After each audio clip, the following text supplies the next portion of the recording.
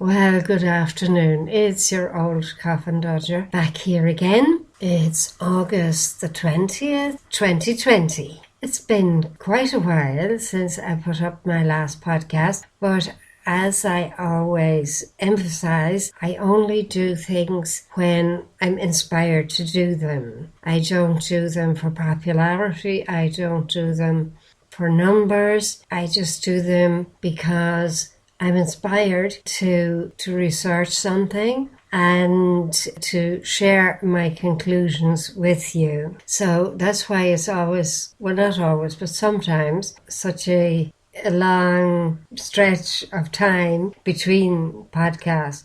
But anyway, last week I was sitting here wondering, what am I going to do? And I still haven't done anything, but I have rediscovered an older show I did on my radio channel, which was Belturbetinfo Radio and is now Co.Cavan Alternative Radio. But this one was 2 years ago, approximately, in 2018.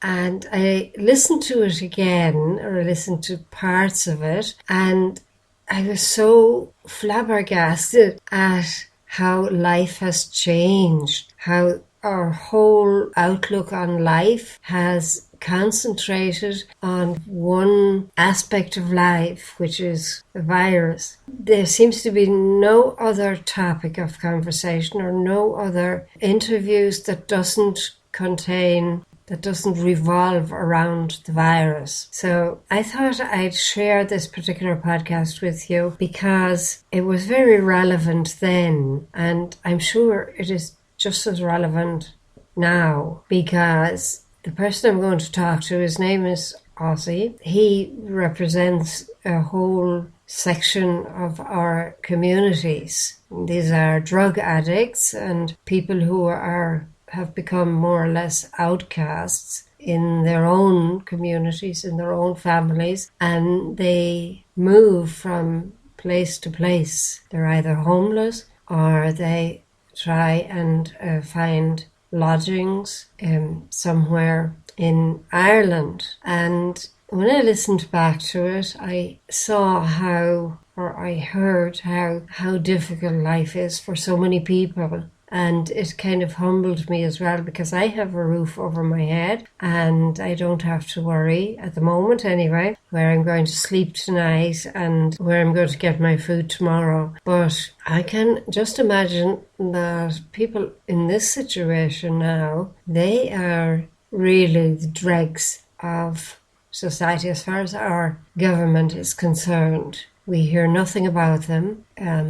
Nobody cares. The only health issue now is a virus, and all these poor people have been totally erased from the consciousness of our health ministers, of our Taoiseachs and Taoiseachs and whatever else they like to call themselves. And so anyway, without further ado, I'll just slip into the conversation as it took place back then and let you listen to the whole thing. It's certainly a different story from what we're kind of used to now these days. And I might as well tell you now that shortly after this interview, this chat, Ozzie passed away, and I'm not sure the reason and the cause of death, but he did pass away, and this is his legacy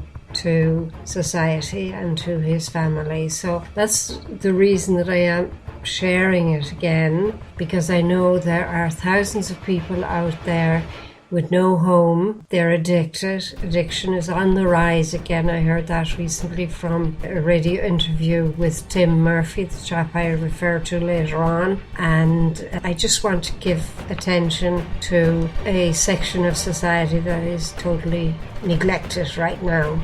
and they are very, very poorly supported to transition. They do their programs of withdrawal. They are very well on their pathways, and all of a sudden then there's nobody there to support them, and they have to wait for financial support as well, and that again leads to re-offending. Even if it's a small offence, it's going to damage their recovery, and it's going to cost them dearly, let's put it that way. And so for that reason then I thought I'd take this particular subject and a recording that I have here and that I'd like you all to listen to. I'd also like feedback on what you think of what you heard today, and what your attitude is towards, we'll say, strangers. I'm doing the inverted comma thing here now again. The strangers coming into small rural towns. It is a reality that we have a lot of new people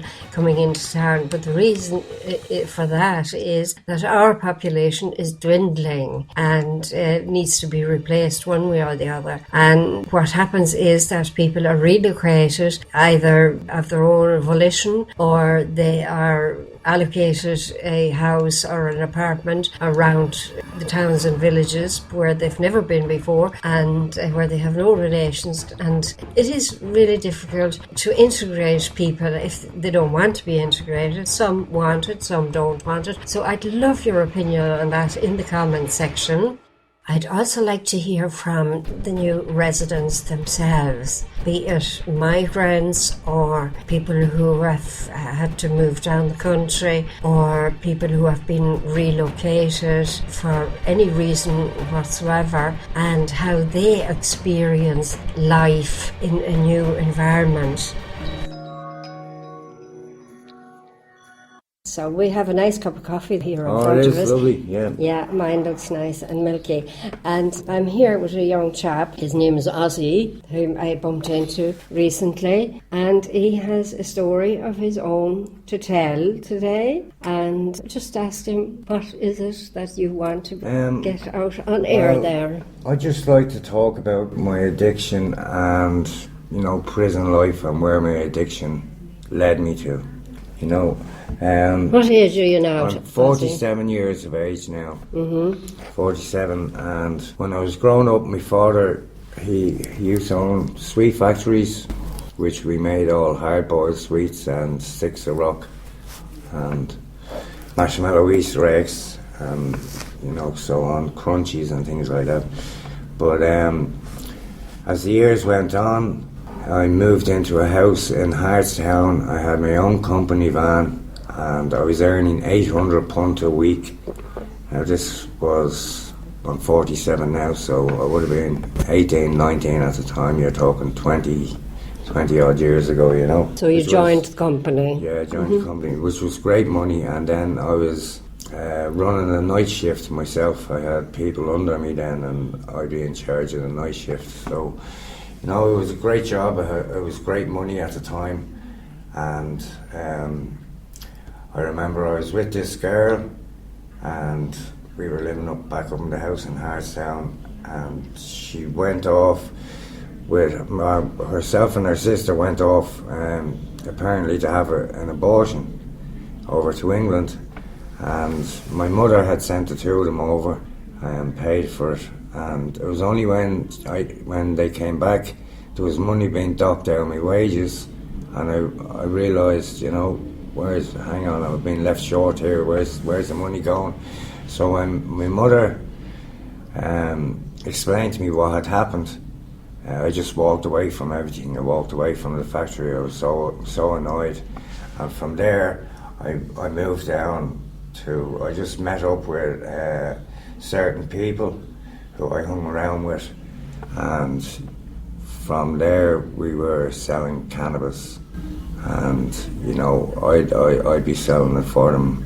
Were you a user before this incident? Well, before this incident, I would have dabbled.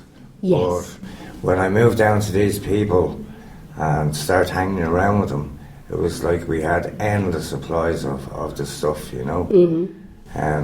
I used to call up to the wall, because I came from Castleknock, and this was in Blanchardstown, in one of the corporations estates. I used to call up, and nearly every time I'd be either hit over the head with a hammer and all my jewellery stolen, and brought off in an ambulance. And this happened on numerous occasions. But I actually got in with one of the lads then, and he's dead now, God bless his soul. But he took me under his wing, and I went from the extreme of getting the shit kicked out of me all the time to everybody respecting me in the area because of who I was with and who I associated with.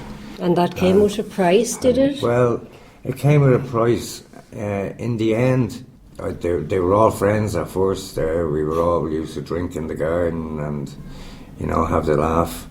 And in the future, then things got bigger, progressed, and it went from selling hash to selling cocaine. And once it went to cocaine, there was like the gangs or everyone broke up into different factors, and they all started shooting each other then, because of the money and the power, and and lucky enough now I was never shot myself. But did you ever shoot anyone? No, I've never shot anyone. I've a soft heart, I wouldn't be able to. That would play on my conscience, I would have done something like that. The only time I'd be able to do something like that if someone did something to my son or my daughter, That's the only time I could imagine really, getting angry. Well, that would be a normal response, wouldn't it? Yeah. It would. So anyway, my ex-partner, I have 2 children with her. My son is 18, and my daughter is 15. This was somebody you met after the girlfriend that went to England? Yes. This was later in life. This later in life. Everything started going pear-shaped then, because we were selling the cocaine. The people we were selling it to were all on heroin, and I hadn't got a clue about heroin or anything. I didn't know the consequences. I knew it was bad for you. But there was one particular person who kept coming down, and he'd spot me. I said to him on one weekend, because we'd have parties right through from Friday till Monday morning, and we'd be just snorting cocaine and drinking bottles of vodka and Red Bull, And anyway, I said to this guy, I need something to sleep, I says, because I'm up all weekend, I'm knackered. And he gave me a bag of heroin, which I swapped him a bag of cocaine for.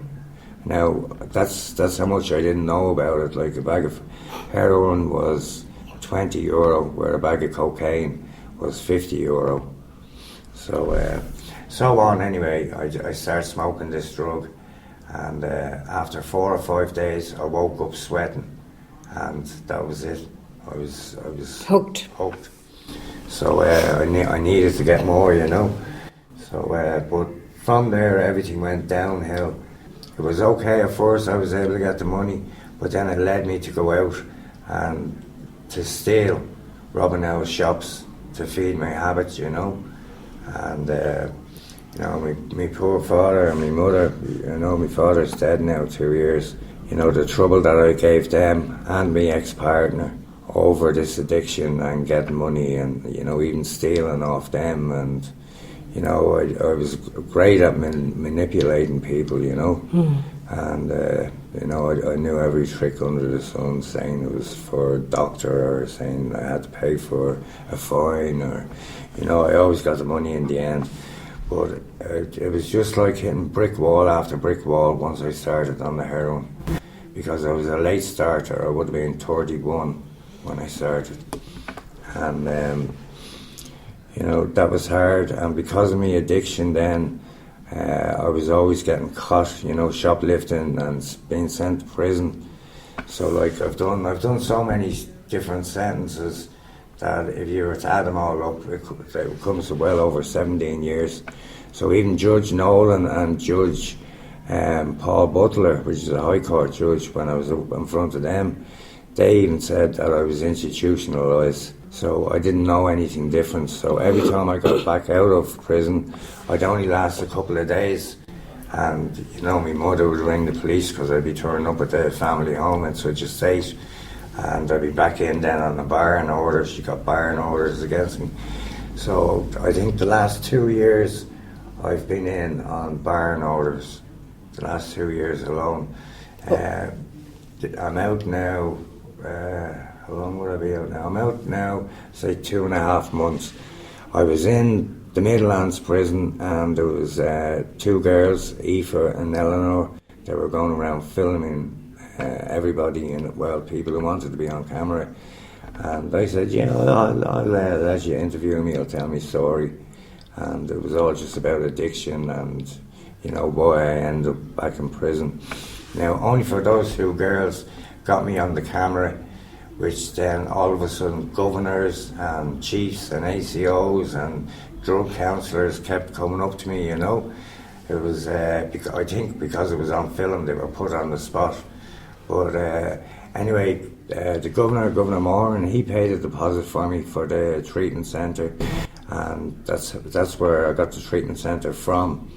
Now, I finished that treatment centre. I've actually a letter there somewhere. I think I have to leave it at home. Yeah, I have it left at home, sorry. But it was a letter stating that I had completed my 12-month programme, but wished to stay on longer to facilitate my recovery, Yeah. So I stayed for a total of 20 weeks, and then I moved out here up the road.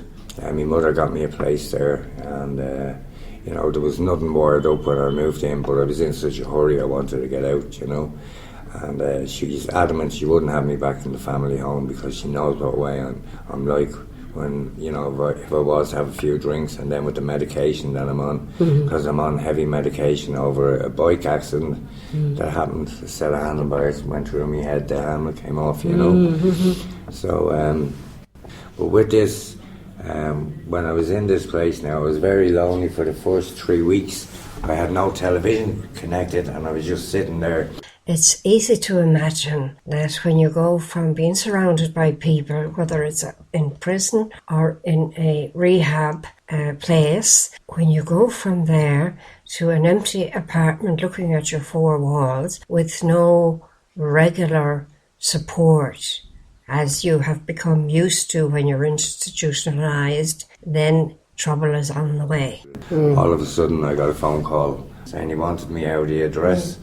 So, he wanted me out that Friday, so I had to move out. I stayed in the B&B there for 2 weeks, and that was costing me £250 a week, which I wasn't getting anywhere near that, so my mother would help me out and put the rest to it. But they were actually booked out then for 1 weekend, and I was in court the following day, and I had taken a bottle of champagne and a chicken off the counter, and I walked outside the door, but I was standing in the middle of the path and the roadway, and making no attempt to run or anything or to try and hide. I just stood there, and I think it was a minute later, it could have been a little bit longer, the security guard tapped me on the shoulder and asked me to come back into the store. But at that time, 2 guards were after walking down the road and arriving, so I cooperated, I went in with them. And I had told the 2 of them that my medication was stolen, which it was, and I'm not stable if I'm not on that medication, My head was all over the place. And then, after losing my accommodation and, between my medication and then my father's anniversary, everything just went wrong, and, I didn't know what I was doing. But I apologised. I was up in court yesterday, and I actually missed it. I went around the corner to get a cup of coffee with some guy that I knew, and when I was walking back around to the courthouse, 3 guards jumped out of the car and arrested me. And I was saying, what's this for? I said, I was speaking to the guard in the court, and he says, you were number 48, that we were only on number 16. So I thought I had plenty of time to go around. But on the way back, the 3 of them jumped out of a car anyway, arrested me and brought me back to the station.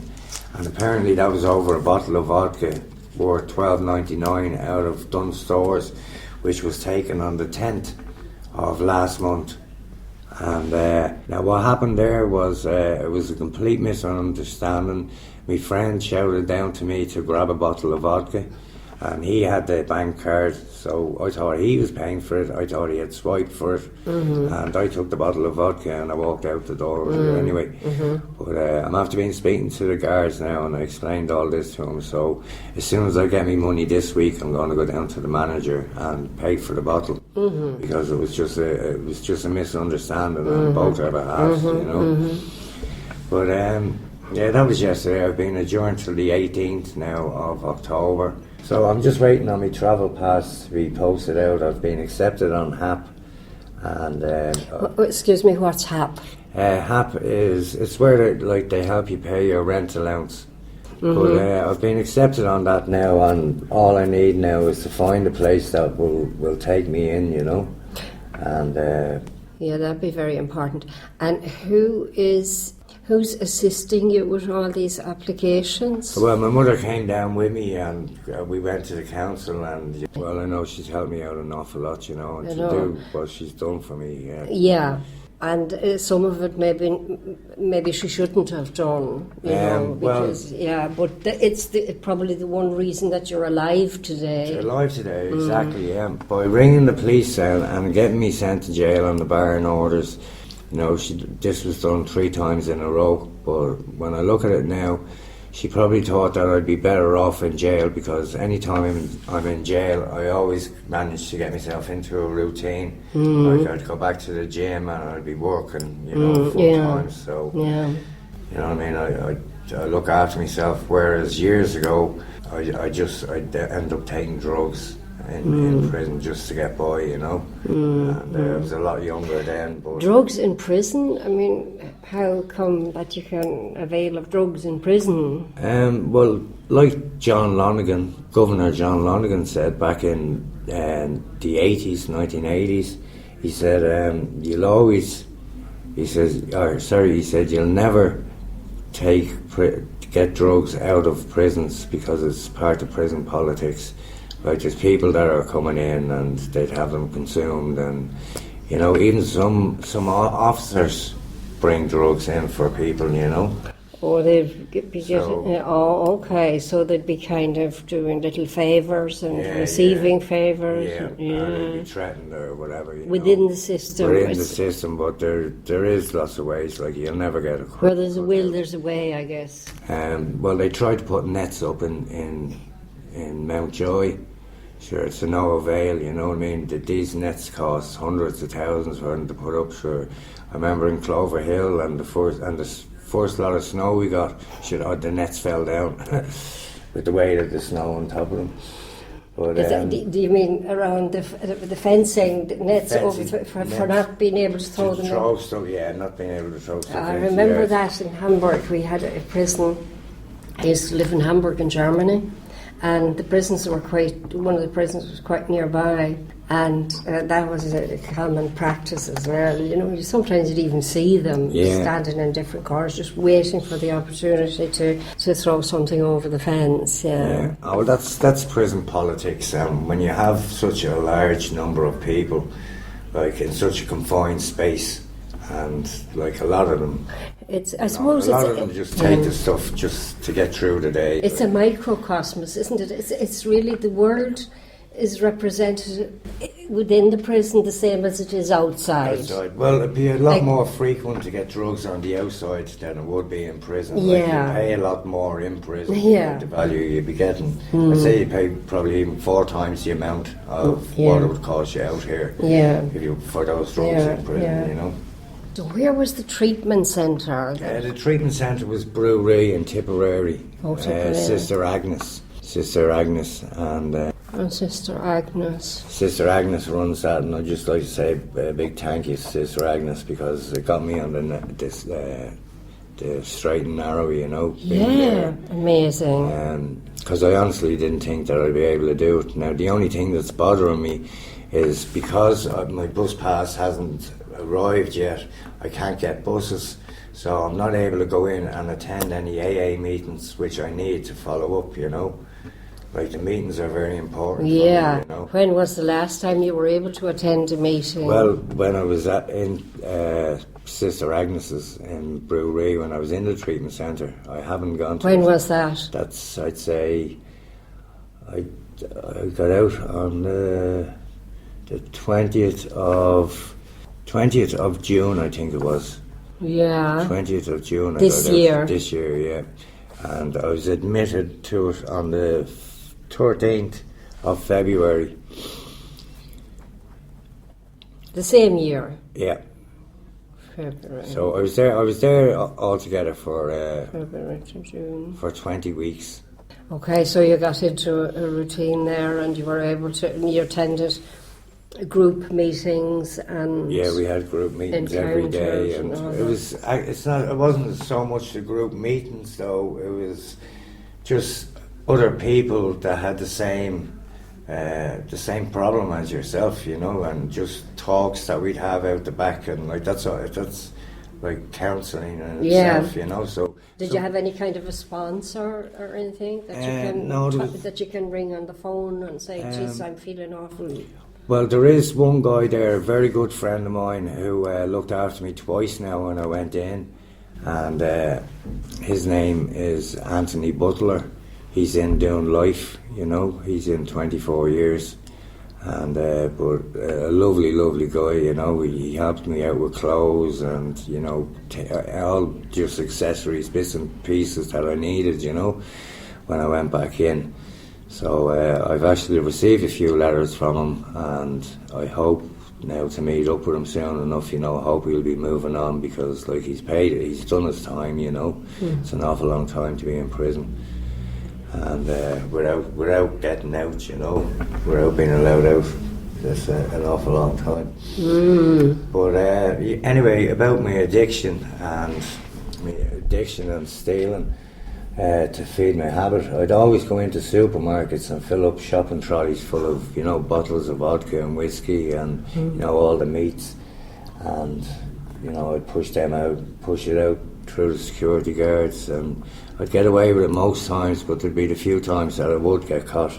But that's how bad things went for me, that I had to go stealing to feed me addiction. But that was your only crime, or apart from drug dealing and consuming? Oh, they were my only crimes, yes. Yeah. But even at that now, that's a lot, you know.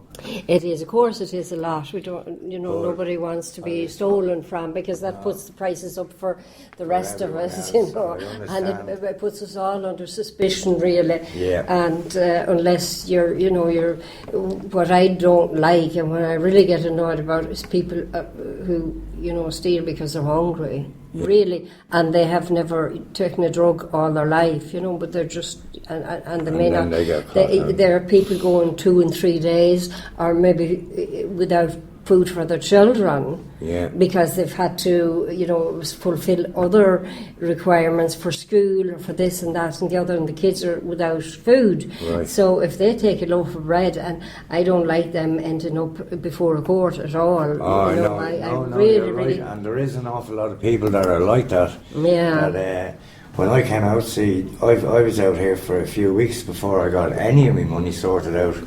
That I was up at the church, and I said I'd go up and I'll ask one of the priests, had he got a few quid that I'd no money at all. And some guy in a tractor from St. Vincent Paul dropped me down 2 vouchers, you know, on 2 different occasions. Right. And when I rang up the third time, he says, "Look, we've helped you out twice already, can't help you out again. I'll have to ring my superiors and find out what's going on." Yeah. I've heard this several times about St. Vincent de Paul, that they are only able to help once or twice, and after that then you're kind of left on your own. You're expected to have your income, you're expected to have travelled to different places where you don't even have the money to travel when you're in a rural setting, and it is all very difficult. Now, this guy was advised to go somewhere to a social welfare office, but listen to the rest of the story. But I'd no travel pass or anything, so I couldn't get to any of these places, you know. Yeah, so one thing kind of leads to another. And you're in a vicious circle. Yeah, that's right. Fast forward now to the personal consequences. Anyway, through my addiction, it stopped me being a father to my children, you know, and that's eating me up inside, because like my son is gone 18 and my daughter is 15 now, you know, and I've missed out on all their, you know. When was the last time you saw them? The last time was the first sentence I went in to do. The first big sentence was 2007. So I haven't been, from 2007, I haven't been part of their lives. I've talked to them and I've seen them, you know, the odd time here or there down my mother's, but when was the last time you saw just met personally one or the other of them? Well, my daughter I met there just a few weeks back, I'd say a month ago, and that's only because she was in the car with my ex-partner and I asked him for a lift.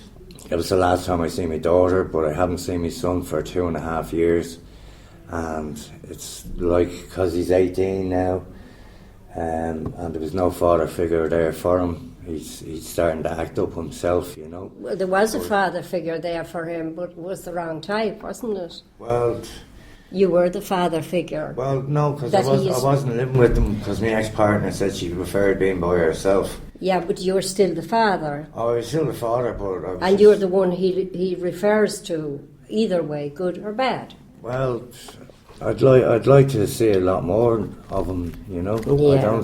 I haven't seen him for 2.5 years. Yeah. It's been and the last time, at that time, it was when he was up at my mother's, and I was giving him his Christmas presents, and, you know, I've never forgotten their birthdays or Christmas. I've always made sure there was something sent down to them, you know. If it was money, whether it was money in a card or, you know, clothes or something like that, I'd always make sure they got something, you know.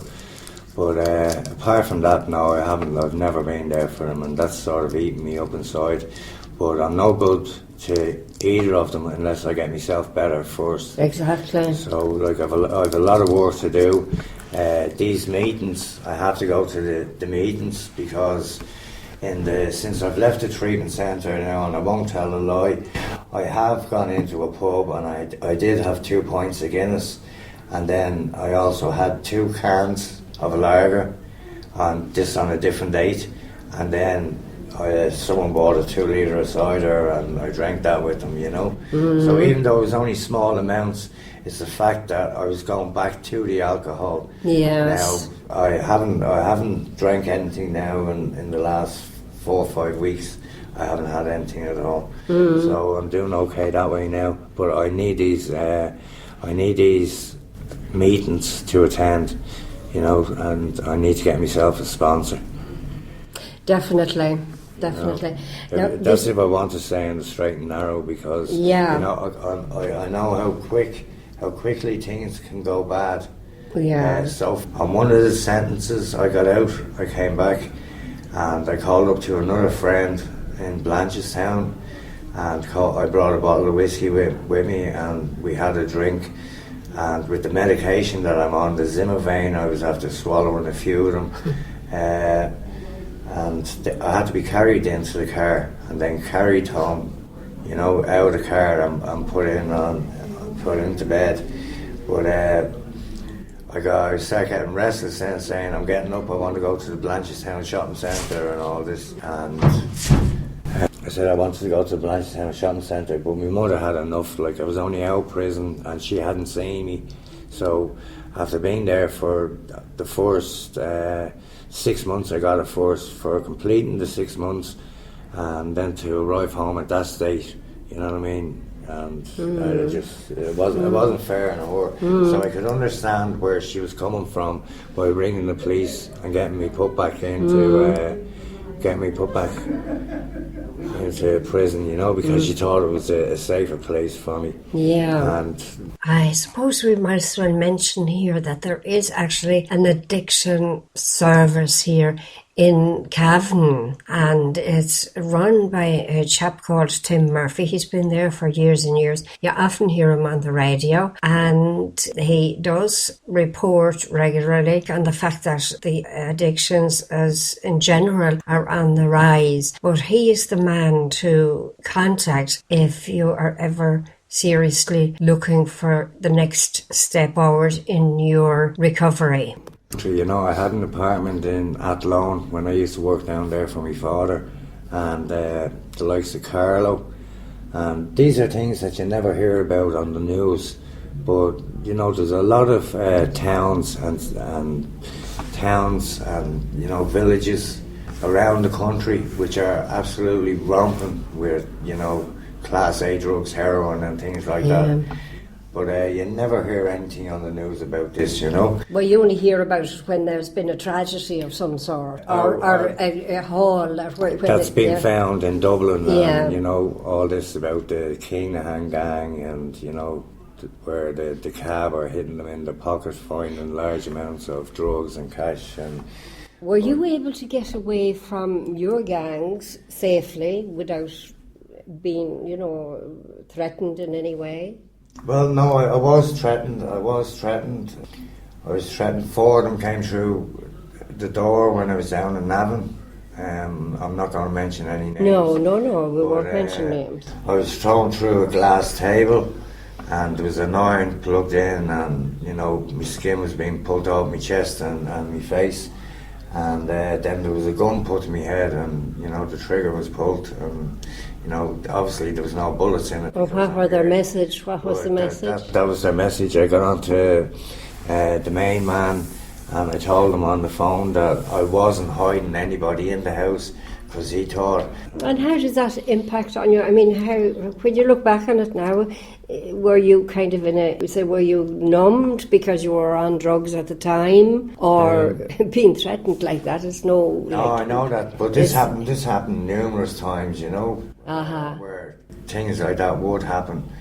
And I remember one specific occasion, 3 guys with balaclavas came around the corner, and you know, they all had firearms, and there was a lot of us drinking at a corner house, women and children as well, you know. And these guys opened fire, but I distinctly remember one of the guys saying, Ozzie, it's nothing got to do with you, and pushing me over the wall with the butt of the gun, and then turning around and shooting another guy twice on the ground, you know.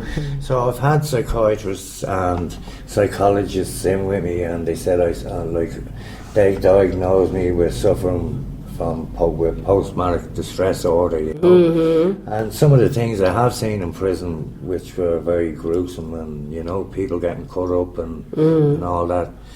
So you know, yeah, I have seen an awful lot in my life, and you know, and the question you asked me there, was it easy to break away from these people?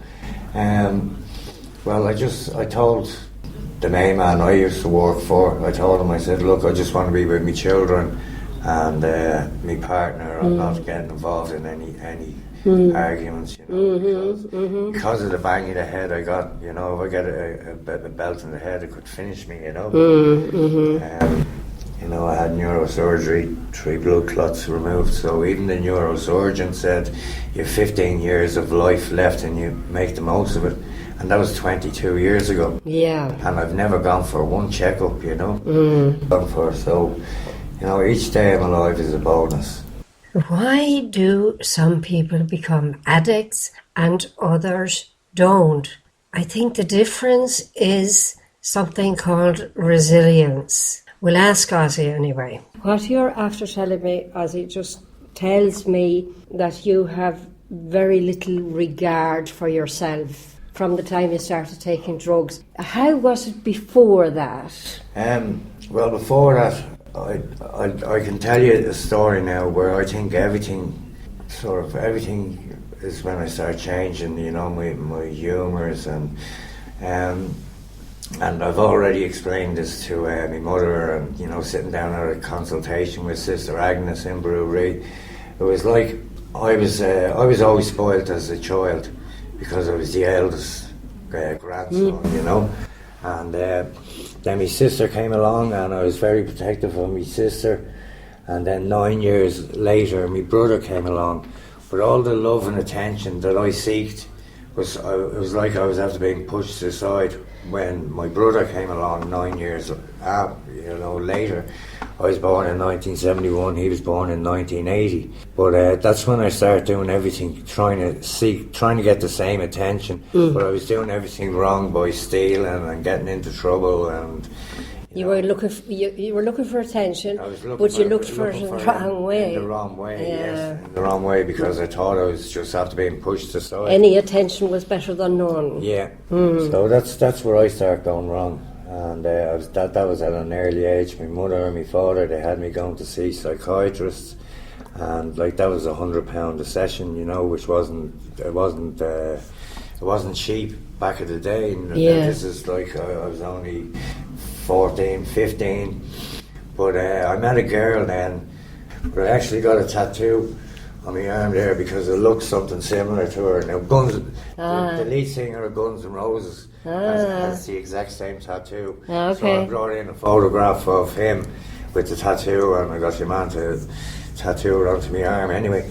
But the day I got it done, the girl that I was with, and I was madly in love with her, she went off, she moved back to England, and I had absolutely no closure why she had left me. And I was back down in Athlone. She really, I love this girl, she broke my heart. And the love of your life. Yeah, of course. It was the first real relationship that I was in, And anyway, I got a letter in Mountjoy prison on Christmas Day. Obviously, she was checking me out to see what I was doing for my 40th, because she was a year older than me. Oh, yeah. But in the letter, it explained why she split up with me, saying that I had no value for life.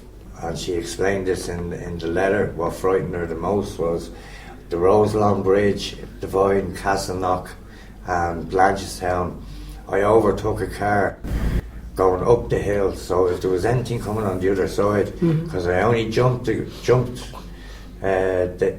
bridge at the very top, where I passed the car out. So if there had been a bus or anything, two of us were dead, because I was in a high ace, But I reckon when I did split up with her, that it just fueled my addiction more. I started drinking heavier, and that's when I'd want something stronger, and I moved further up from where I lived in Castleknock up to Blanchardstown, and that's when I'd always go up to get me drugs up there, whether it be a bit of hash or ecstasy tablets or Following up on what you said about your parents, transferring the attention to the younger siblings, then this girl came along, claimed she loved you, and then she left you as well. Yeah. So she withdrew her love as well. I had no closure until I got that letter off her at Mountjoy. Yeah. It was a big 7 or 8 pages of letters. Yes. So, that was really good, wasn't it? And I was delighted. You should have seen me on skipping down the landing on Christmas Day. And I was delighted to get it.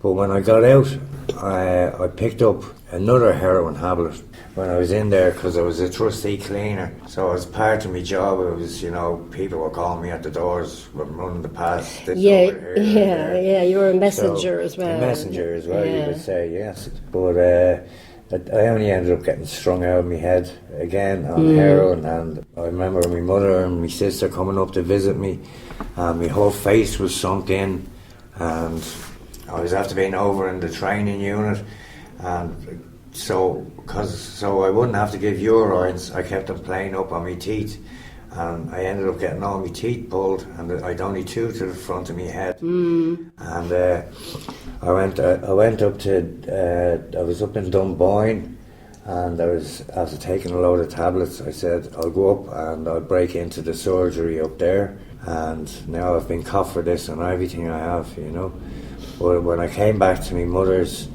house, I just seen I seen a car, and I was thinking, that's very quick for the detectives to be at my door, that quick.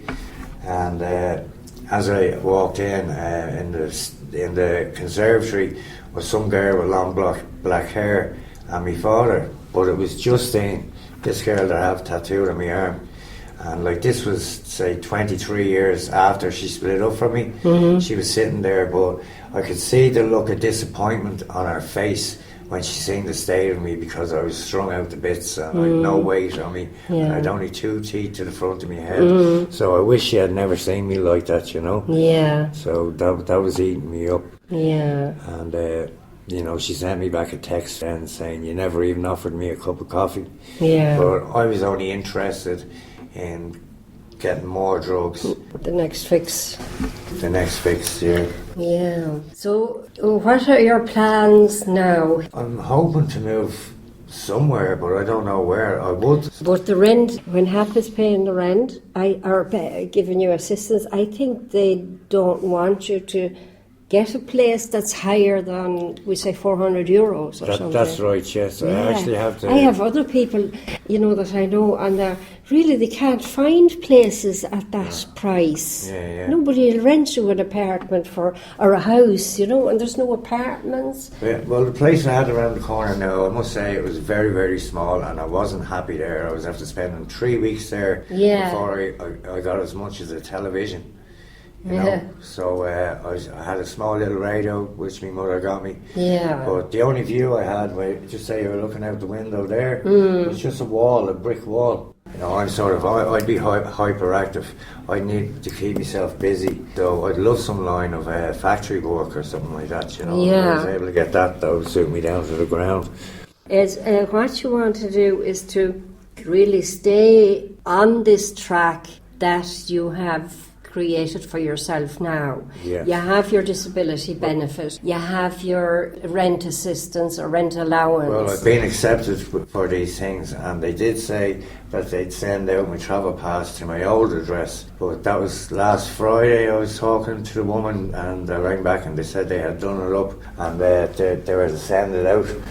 Because the travel pass I have there now, it's going to be exactly like that. With that's FT. right. But this was disconnected somehow. So you know when you swipe it, it comes up card disconnected. Okay. And I think that's because I was sent back to prison, and I tried to inquire about my disability to see if they'd set it up for me in now prison.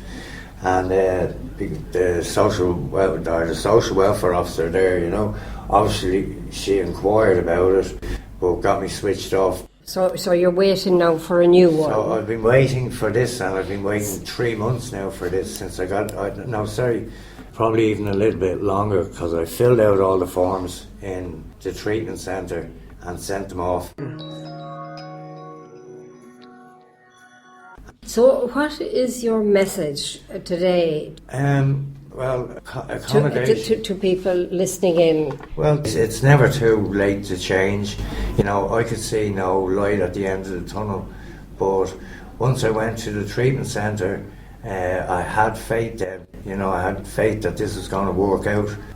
But it was only when I lost the place around the corner there that everything seemed to go wrong, and I was ashamed to write to someone in the Midlands prison, my friend that's doing life.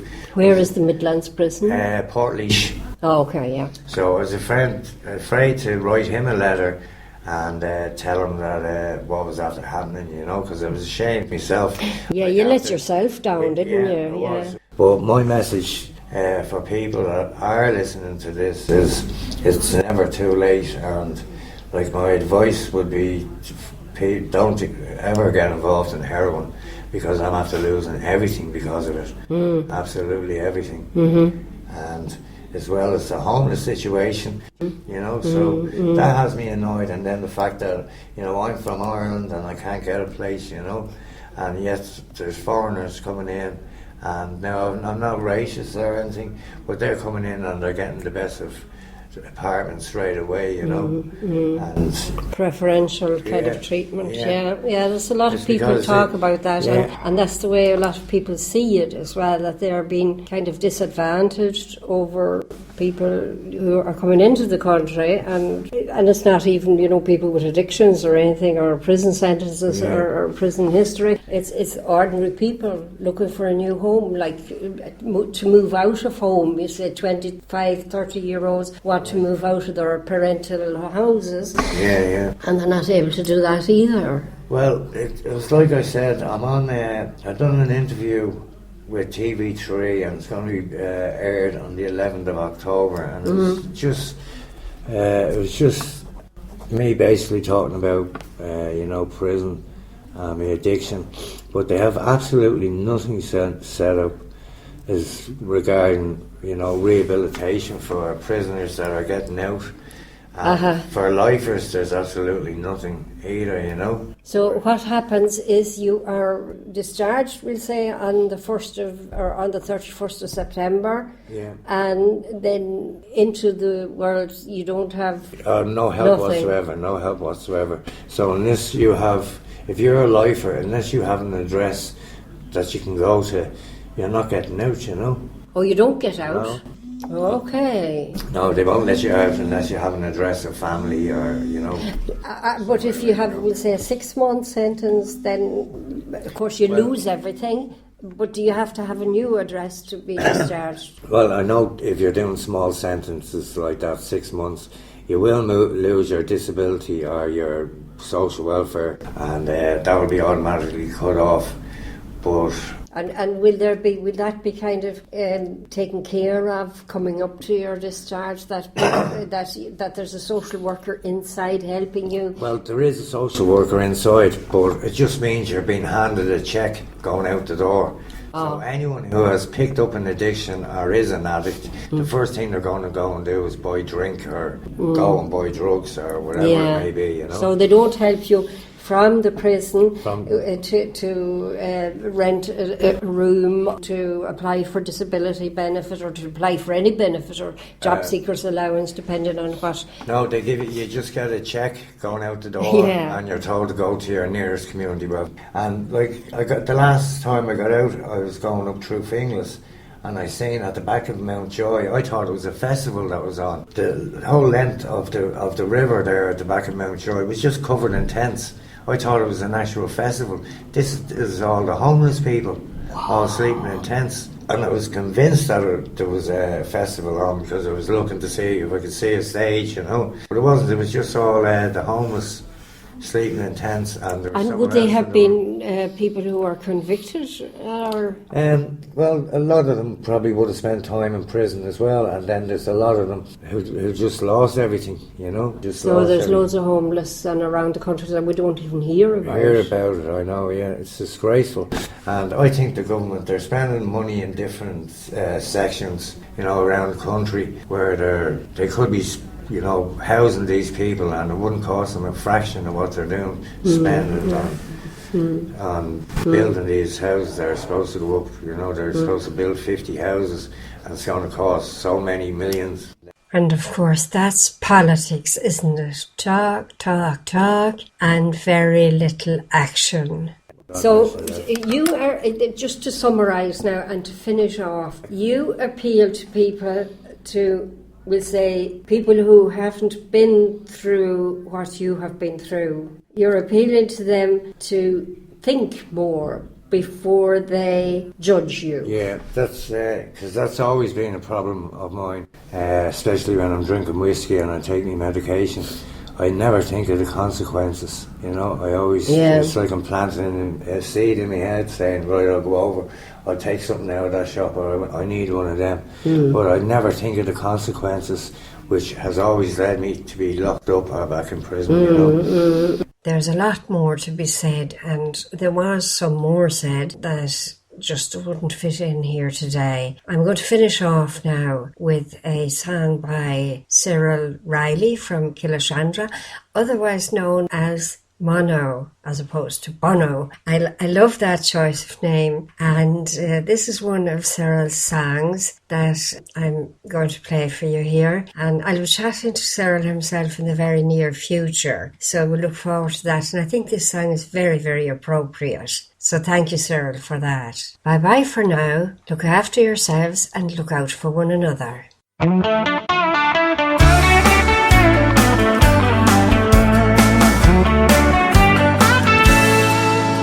a kid who lives down at the end of our town. He's driving everybody insane.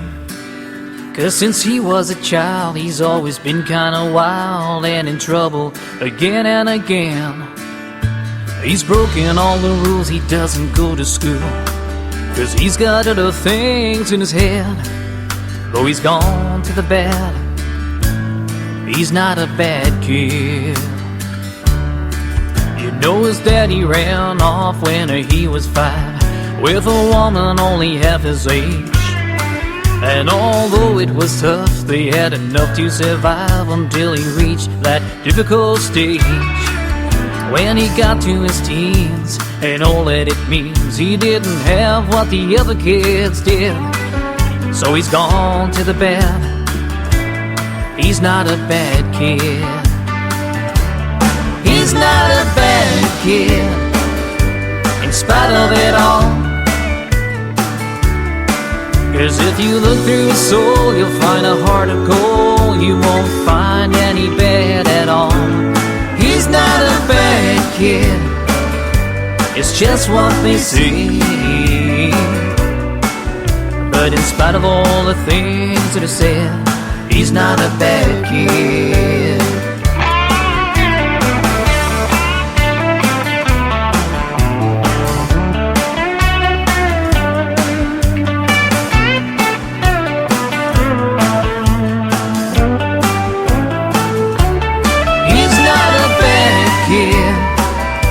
In spite of it all,